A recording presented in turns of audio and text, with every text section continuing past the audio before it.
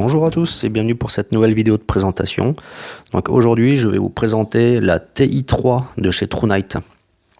Donc comme on peut le voir, elle est livrée dans une petite boîte en métal qui est assez sympathique puisque ça évite d'avoir une lampe qui pourrait être abîmée durant les transports. L'avantage aussi c'est que par la suite on pourra tout à fait s'en servir pour faire du coton carbonisé si on le souhaite. Donc à l'intérieur on va pouvoir y retrouver un petit papier de remerciement en fait en différentes langues, du remerciement pour l'achat de cette lampe et il nous souhaite une bonne utilisation, qu'on en sera heureux, etc. Chose assez sympathique malgré tout.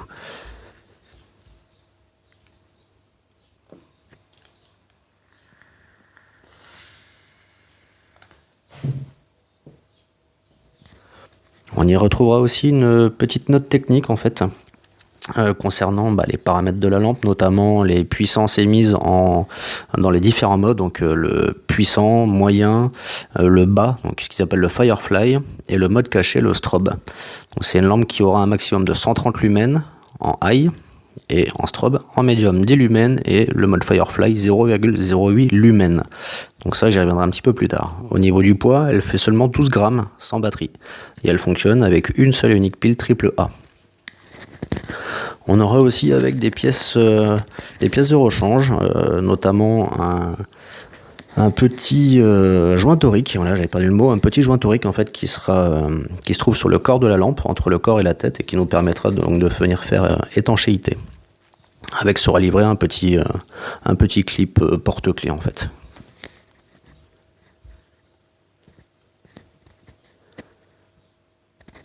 Donc pour la lampe, les caractéristiques, donc seulement 12 grammes comme je l'expliquais, ce qui est vraiment très peu.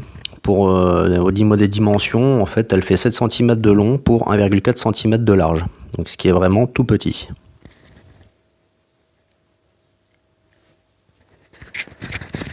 Et bien évidemment, on sera livré avec le clip de ceinture. Donc l'avantage sur cette lampe, c'est qu'on peut le mettre dans un sens ou dans l'autre selon l'utilisation que l'on en fait.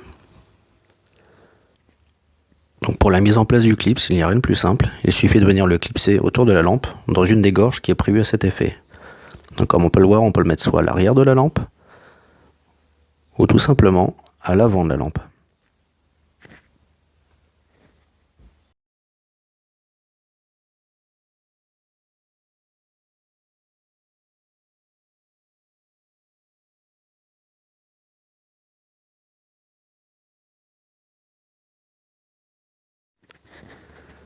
Donc pour une utilisation différente, il suffira tout simplement de prendre le clips, de le défaire, de tourner la lampe et de revenir le clipser pour une utilisation en mode frontal.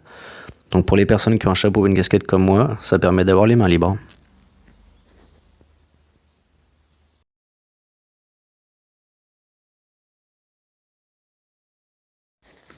Sur la notice constructeur, en fait, la TI3 est donnée pour une résistance à l'impact de 1 mètre. Donc sachant que je fais environ 1,75 m, je l'ai fait tomber de ma poche à différentes reprises.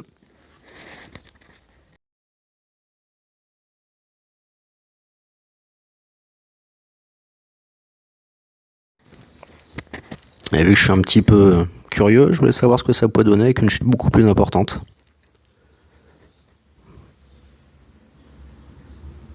Donc comme on peut le voir, la lampe fonctionne toujours, il n'y en a absolument rien.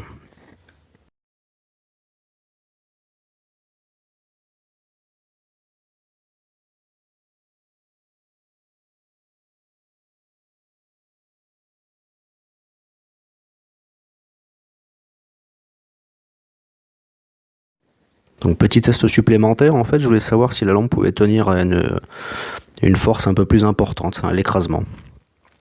Aucun problème, même pas un grain de sable de rentrée au niveau du pas de vis, tout fonctionne très bien.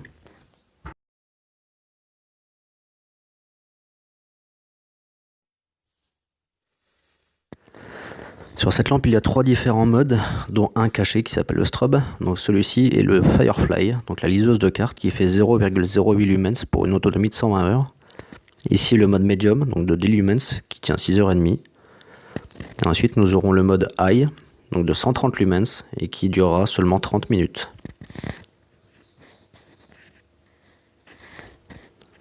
Avec une manipulation, on peut tout simplement ressortir le 4e et dernier mode, donc le strobe, à 130 lumens, et lui il permettra de tenir 1 heure.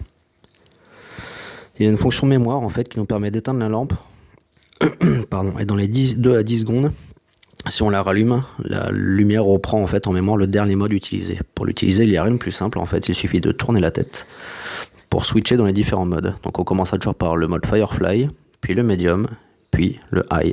Et si on refait cette manipulation 2 fois de suite, on tombera sur le dernier mode, le mode caché, qui est tout simplement le mode stroboscope.